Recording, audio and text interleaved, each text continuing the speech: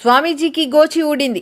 YCP ప్రభుత్వ హయాంలో గత 5 ఏళ్లు ఓ వెలుగు వెలిగిన పెందుర్తి శారదా పీఠం స్వామీజీ స్వరూప నరేంద్ర సరస్వతి గోచి ఊడింది.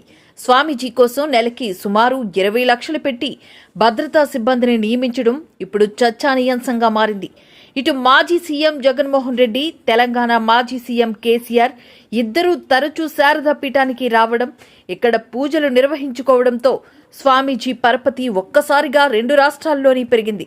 దీన్ని అవకాశంగా తీసుకుని ఇష్టారాజ్యంగా స్వామీజీ తన ఆశ్రమం చుట్టూ పోలీస్ పికెటింగ్ కూడా ఏర్పాటు చేయించుకున్నారు.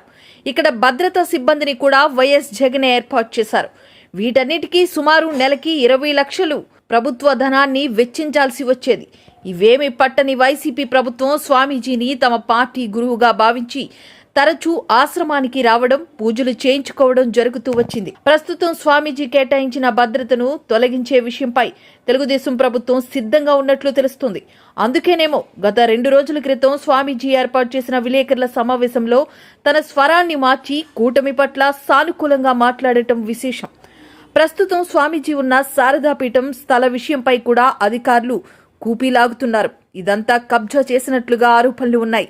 గత ప్రభుత్వ హయాంలో వీటి జోలికి వెళ్లొద్దని అధికారులు ప్రభుత్వం నుంచి కీలక ఆదేశాలు రావడంతో కన్నెత్తి కూడా చూడలేని పరిస్థితి. కానీ ఇప్పుడు ఈ ప్రభుత్వం ఆశ్రమం యొక్క భూమిపై కూడా దృష్టి సారించినట్లుగా తెలుస్తుంది.